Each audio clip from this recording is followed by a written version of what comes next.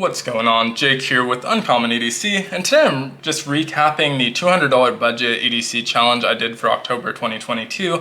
This was originally True Budget EDC and Prepping's idea. He had tagged me in this challenge, and so thank you again to him. Definitely check out his channel for including me in this challenge. I really enjoyed it and just kind of want to talk about kind of what I learned from the challenge. And if you want to know what items I chose, well, I'll talk about a lot of the items here, but what the parameters of the challenge were, what the budget was, obviously $200, but how it was spent, definitely check out the original video. I'll put a link in the description as well as in the corner.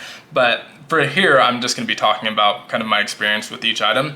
And right off of the bat, I'm actually going to take 3 of these items out, which is the Hank, the log and jotter, and the pen. The Hank and log and jotter are just items that are always in my EDC rotation. If I'm carrying a Hank, if I'm carrying a notebook, it's often a Gondek EDC or a log and jotter. I carry plenty of other Hanks, but because I carry one almost every day, it's not something that really have a lot of deep thought on as far as the challenge goes. I went with Gondek EDC because they're really budget friendly at $10. And so other than that, not really anything I would change there.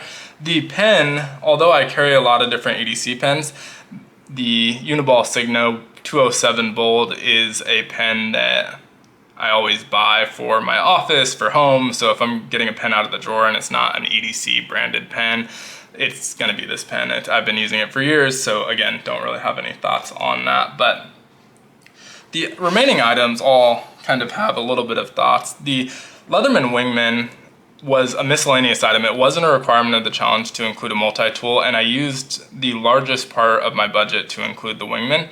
And in hindsight, I probably didn't need to, but the challenge also took place in a weird time for me where I spent a majority of my month at home. 90% of the time I was at home, and so I probably didn't need a multi-tool. A lot of the times I was just running small errands and stuff where I don't carry a multi-tool, but it did come in handy at home. And for the challenge, as much as possible, I tried to use the items from the challenge. So I did use this a couple times, but it was always at home, and so never really came in handy outside of the house. And so maybe could have omitted it or used a smaller part of the budget, but at the same time, I'm glad I included it. It's a great multi-tool and it worked. It came in handy at home. So again, maybe just use a smaller part of the budget, but otherwise, very happy with the inclusion. Next up is the Raylight Pineapple Mini Flashlight, and this is just a small flashlight. It came in the Going Gear subscription. It was new to me at the time and really just wanted to spend more time with it and check it out. I was pretty happy with it overall. It's a nice little flashlight and really sleek looking, really like the color on it, and it holds well. I mostly carried it in the pouch if I was putting it in my pocket, or more often actually was walking my dog at night. I always take a flashlight out. Usually because, you know, they go to the bathroom in the grass and you want to be a good citizen and clean up after your dog, and at night it can be kind of hard to find, and so often take a flashlight.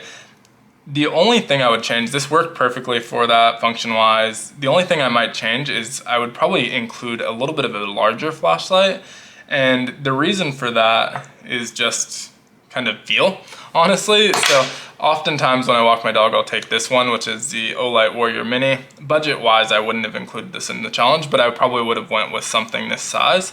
And honestly, it's just because of the heft in the hand. Since I don't usually pocket my flashlight when I'm walking my dog, it just feels better in the hand. This one's really small and it doesn't feel as satisfying to really kind of get that tight grip on it.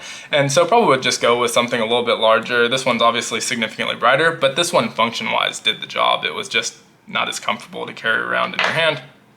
So may go with something a little bit bigger, similar to this size, but probably a little bit cheaper. As most of you probably know, Olight's not known for being cheap in the flashlight world. You can get a comparable flashlight for significantly cheaper from some of the smaller brands, and so would probably do that. Next up is the QSP Penguin, and this was an interesting one. This came in the Going Gear subscription as well, maybe even the same month as that, I don't remember. But very budget-friendly knife. It's obviously kind of considered one of the budget kings with their, like the Civivi Elementum and the QSP Penguin are often mentioned as the budget knives. And so was very happy with this. I think 35, 40 bucks you can get one of these. It's obviously a little bit dirty. I did not bother to clean it up before making this video, but honestly it came in handy. Obviously, I normally carry a knife, and this did everything that I needed it to do for a month. And I probably used my knife a lot more this month actually than most months. I just got a lot of packages, opened a lot of boxes and letters and things like that, and just used my knife a little bit more than I normally do. And so this handled everything it needed to. And this was really where I felt like the main part of the lesson was going to come, and in a sense it did.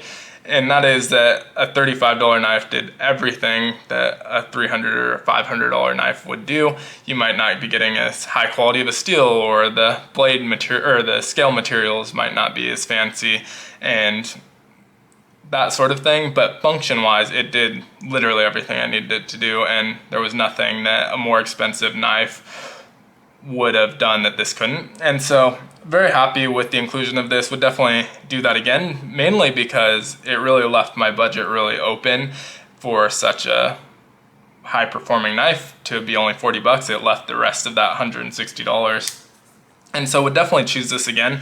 The hardest part about the knife for me wasn't really the quality of the knife, because obviously I was happy with that. It was two things. One, I cleared off my desk. Usually I have a lot of really fidget friendly knives at my desk that I fidget with all day, and because I only use this knife even at home, it's not a super fidgety knife, and so kind of missed that a little bit. That's just a random thing. And then the other thing is that it's very uncommon for me to carry the same knife 2 days in a row. I like just choosing something different, whatever mood I'm in, choosing a different knife. And so just grabbing the same knife every day is easy.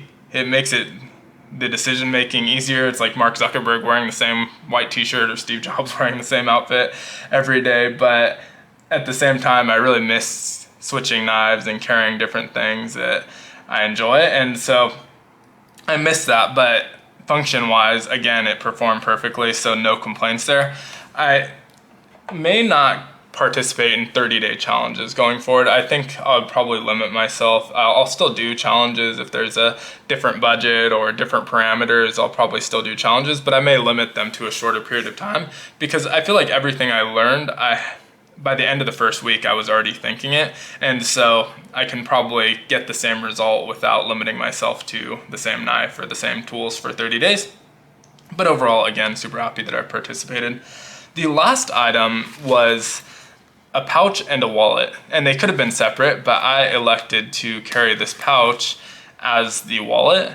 And so that's one thing that I definitely do regret. I would still include this pouch. I was really happy with it because it carried the flashlight, knife, and multi-tool and could double as a wallet.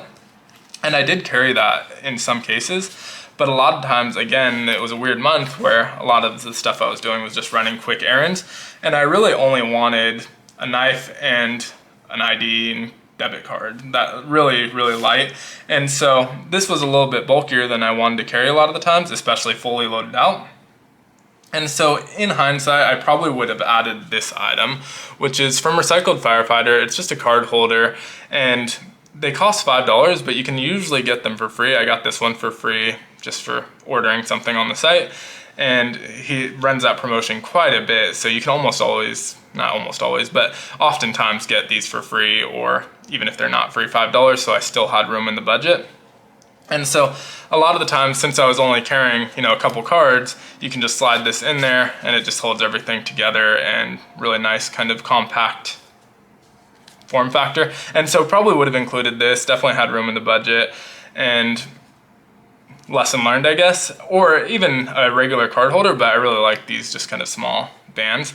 And it works just having them free float in the pocket, which is what I did. I just had them floating around. But when they're floating around, it just they'll end up weirdly awkward and between things, and you don't know which card you're pulling out when you reach into your pocket. And they bend a little bit because there's only one of them, but when they're all kind of together, it adds a little bit of rigidity to them. And so definitely would have included this. But that was really the only major thing that I felt like I should have changed or I should have done differently when I started. All of the other things were minor, superficial things, a bigger flashlight because it feels better in the hand, or, a different multi-tool because I spent so much of the budget on it, or that sort of thing. But there wasn't really anything where I felt like I really messed up or missed out when I was starting the challenge. But overall, again, super happy with this.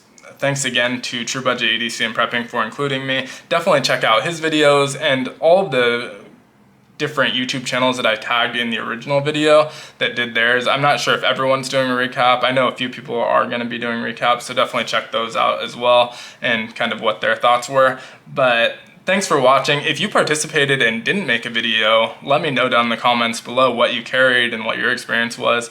Or if you did make a video and I didn't tag you in the original, also let me know. I'll update the tags, get you tagged in there, and check out the videos as well. But thanks again for watching. Be sure to like, comment, subscribe, and hit the notification button. And as always, I hope you have a great one. Take care.